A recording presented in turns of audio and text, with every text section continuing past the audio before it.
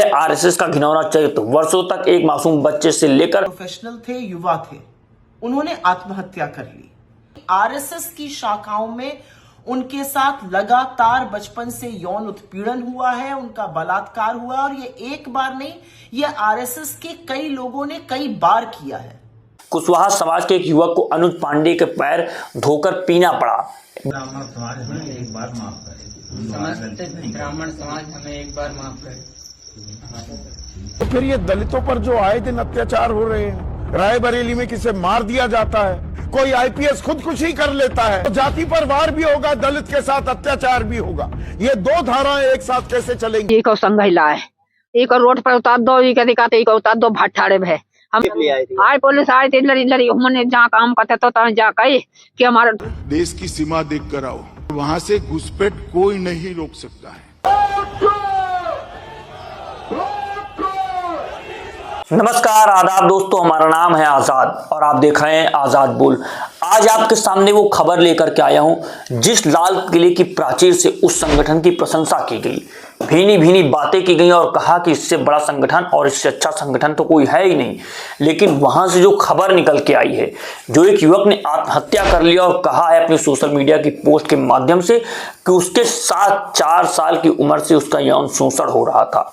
आप सोचिए, उस संगठन में किस तरह से पुरुष ही सेफ नहीं है, पुरुष के साथ किस तरह से उत्पीड़न किया जा रहा है, उनको प्रताड़ित किया जा रहा है, मेंटली टॉर्चर हो रहे हैं और वो एक वक्त आने के बाद 26 साल की उम्र में आत्महत्या कर ले रहे हैं और खुल करके लिख रहे हैं, बता रहे हैं कि उनके साथ किस तरह को उत्पीड़न किया गया है। जय सिंह जी लिखते हैं, यह है आरएसएस का घिनौना चरित्र। वर्षों तक एक मासूम बच्चे से लेकर 26 साल की उम्र तक आनंद आजी की इतने यौन किया गया कि उसने मौत को गले लगा लिया।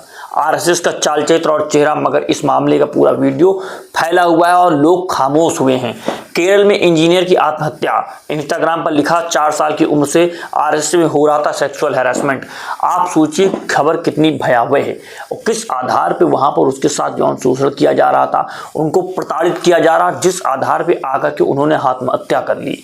और उन्होंने इस भी लिखा कि सिर्फ मैं ही नहीं हूं इसका भुक्तभोगी, वहां पर बहुत सारे ऐसे छोटे बच्चे हैं जिनके साथ इस तरह का घिनौना कृत्य किया जा रहा है और लगातार किया जा रहा है। वो किसी से बाहर कह भी नहीं सकते कि किस आधार पे वो समाज से कहेंगे तो हमें मजबूरी में आत्महत्या करनी पड़ रही है। आप सोचिए वो शख्स कितना मजबूर हो गया होगा।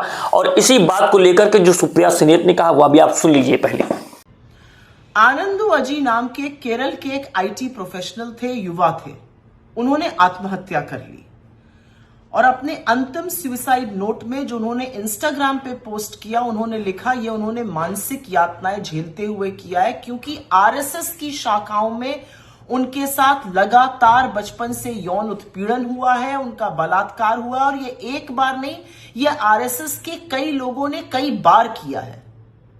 चिंता की बात यह है कि वो अपने सुसाइड नोट में ये लिख कर गए कि ऐसा तमाम बच्चों के साथ होता है जो उन शाखाओं में जाते हैं, तमाम छोटे लड़कों के साथ होता है।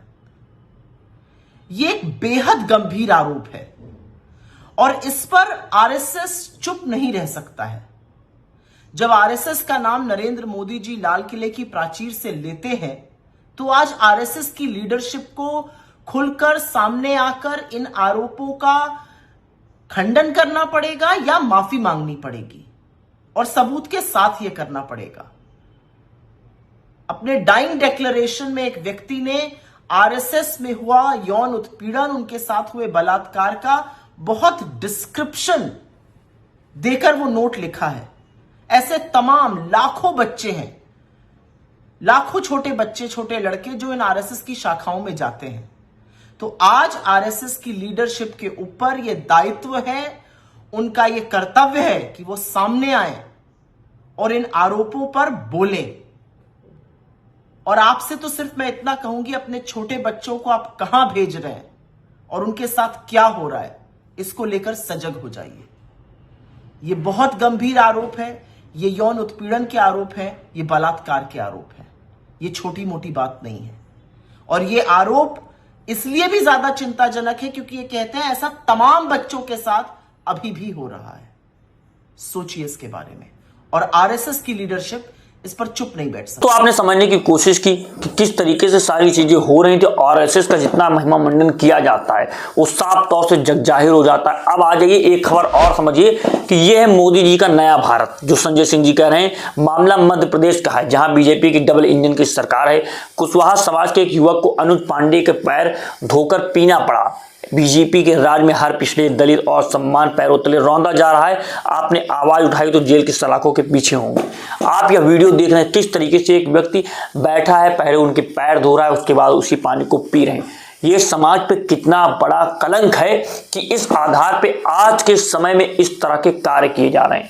अगर आपका कोई आपसी मामला था तो उसको क्यों एक जाति का रूप पहनाया गया, किस आधार पर सारी चीजों को प्रस्तुत किया गया और कहा जा रहा है कि 5100 रुपए का जुर्माना भी लगाया गया और सारी चीजें हुई। उन्होंने पूरे उस समाज से माफी मांगी खुले तौर पे। वीडियो बहुत तेजी से वायरल हो रहा है, लेकिन सरकार ढिढोरा पीटती रहती है कि हमको एक रहना, सेफ रहना है। योगी जी भी कहते हैं, मोदी जी भी कहते हैं, उनके हर नेता कहते हैं। आधार पे दलित को टारगेट किया जाता है। आप देखते हैं कि एक मजदूर जो होता है वो भी पीट पीट करके रायबरेली में मार दिया जाता है, और दूसरी तरफ आप सर्वोच्च पद पर, सीजीआई के पद पर भी बैठ जाए तब भी आपके ऊपर जूता फेंक दिया जाता है दलित होने के नाते। किस आधार पर सारी चीजें देश में चल रही हैं और राजनीति कितना बड़ा आयाम ले चुकी है, यह भी आप देखिए। फोटो डाली है हमने, जब हमने अपने मन से डाली, यहाँ तक कुछ नहीं हुआ है।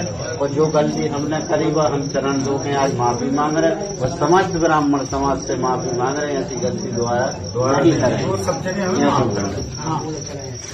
बनाओ आइंदा से कभी नहीं होगी और हम सारे ब्राह्मण समाज से माफी मांग रहे हैं। आइंदा से ऐसी गलती कभी नहीं होगी। काय की गलती करी जा तो बताइए। जो फोटो हमने एडिट करके डाली थी वह मैंने डाली थी और कोई नहीं कही। अंजू पांडे और जब हम 5 होकर इनका चिन्ह में और हम ऐसे ही ब्राह्मणों को पूछते रहेंगे। समस्त ब्राह्मण समाज हमें एक बार माफ करे। समस्त ब्राह्मण समाज हमें एक बार माफ करे। और बोलो, और करना और बनाओ।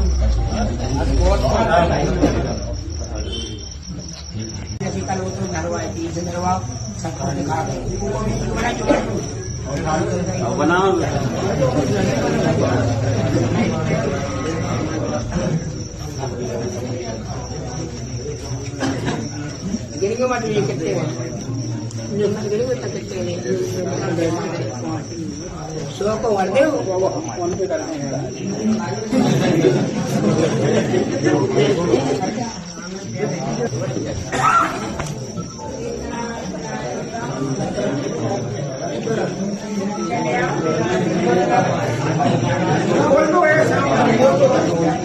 तो दोस्तों इस वीडियो को आपने देखा और समझने की कोशिश कीजिए। संदीप चौधरी जी ने इस पर भी खुल करके कह दिया कि किस तरह से कहा जाएगा कि एक रहेंगे, सेफ रहेंगे, लेकिन दलित को, अल्पसंख्यक को बहुसंख्यक के आधार पर किस तरह से बड़ा चला बनाया जाएगा और पीटा जाएगा, मारा जाएगा, हर तरीके के काम किए जाएंगे और उस पर देश के मुखिया खामोश रहेंगे। एक है तो सेफ है। तो फिर ये दलितों पर जो आए दिन अत्याचार हो रहे हैं, रायबरेली में किसे मार दिया जाता है, कोई आईपीएस खुदकुशी कर लेता है, एक सिरफिरा 71 साल का वकील वो जूता उछाल देता है देश के मुख्य न्यायाधीश पर, तो जाति पर वार भी होगा, दलित के साथ अत्याचार भी होगा। ये दो धाराएं एक साथ कैसे चलेंगी? चीजों के साथ एक खबर आप और देखिए। वो देखिए कि किस तरह से अखिलेश यादव कहते हैं कि पुलिस अभय का प्रतीक होना चाहिए, भय का नहीं। पुलिस का फर्जी एनकाउंटर करने पर मजबूर करने वाली भाजपा सरकार ने पुलिस की कार्यशैली व छवि को शंका के घेरे में लाकर न बुरी तरह भूमिल किया है बल्कि भयावह भी बना दिया है। दंडात्मक कार्रवाई होनी चाहिए। आप वीडियो में देखिए किस तरह से वह मां बिलख रही है और बता रहे हैं कि किस तरीके से उनके लड़के को उठाया गया। कहा गया कि वो किसी लड़के को लेकर के जाने वाला था और लेकर के चला गया था। अगर वो चला गया होता, उसकी मां कह रही, तो यहाँ बैठ के खाना कैसे खाता। खाना खाते हुए उनके लड़के को ले जाया गया और बाद में इतना बेरहमी से पुलिस के द्वारा पीटा गया। उनकी मां का यह आरोप है कि उसके बेटे की हत्या कर दी गई है, वो किस तरह से मृत हो गया। इन सारी चीजों को देखिए, आप यह वीडियो समझिए। क्या घटना है? आज भैया बेटा लड़का दो याद पुलिस वाले जाट लाए। आज दैया जो ये को संघ लाए, एक रोड पर उतार दो, ये कहते कहते उतार दो भाठाड़े भे। हमारो पुत भट्टारो कात नदी किनारे लाओ संगाई पीछे नाई छोड़ो दैया रे फिर तो बूढ़ी गो भाई भाजी भाई लौट क्या है ना हमारे हम तो घराई जाते आज दैया आज 9 बजे 9 बजे भैया आज दैया संजा 6 बजे को आए पुलिस के लिए आई थी। आए पुलिस आई थी लड़ी हमने जहाँ काम करते तो तहाँ जा कही कि हमारा तुम्हारा लड़का लौड़िया बजाइला हमारा लड़का 1 महीना रो समय काम करती रो सब कुछ करती रो अब जी की लौड़िया थी बउआ घरे मारो लल्ला खाना खात मिलो अब लौड़िया ले जातो तो घरे थोड़ो बैठो मिल जातो तब उनने दाई पुलिस मारा मारो लगे रहे अब हुमन डंडा डारो आज हमारे पुलिस लेके हमारे लड़के गति गई हमारे दुश्मन। हाँ दोस्तों आपने यूपी का भी वीडियो देखा, मध्य प्रदेश का भी देखा और देश में जो 100 साल पूरे हुए आरएसएस उस संगठन के भीतर से जो वीडियो आया है, जो बात कही गई वो भी आपने देखी कि युवक को किस तरह से आत्महत्या करनी पड़ी। अब एक वीडियो आप और देखिए पश्चिम बंगाल से कि किस तरीके से वहां पर वोट चोरी के नारे को बुलंद किया जा रहा है और घुसपैठिए की जो मोदी जी बात करते थे उस पर वो क्या कहते हैं और अमित शाह जी क्या कहते हैं, यह भी आप समझने की कोशिश कीजिए। घुसपैठ पर ताला लगाना एनडीए की पक्की जिम्मेदारी है। मेरी जिम्मेदारी है भाई, एक बार देश की सीमा देख कर आओ, वहां से घुसपैठ कोई नहीं रोक सकता है।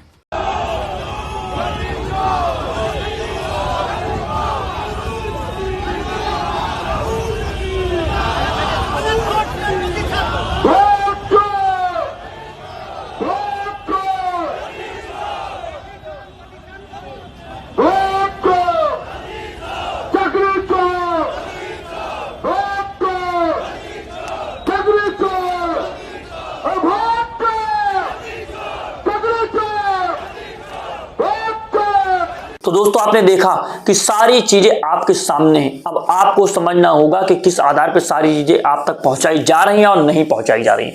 कौन सी खबर आप तक पहुंचाई जाती है, किस खबर को दबा दिया जाता है, ये आपको समझना होगा। और अगर आप चाहते हैं कि इस तरह के वीडियोस, इस तरह के मुद्दे आपके सामने प्रस्तुत करते रहें, आप तक पहुंचाते रहें, जनता की बात पहुंचाते रहें, तो आजाद बोल को सब्सक्राइब कीजिए, वीडियो को ज्यादा से ज्यादा शेयर कीजिए। मिलता हूं आपसे अगली वीडियो में, अभी के लिए नमस्कार, जय हिंद, जय भारत, जय संविधान।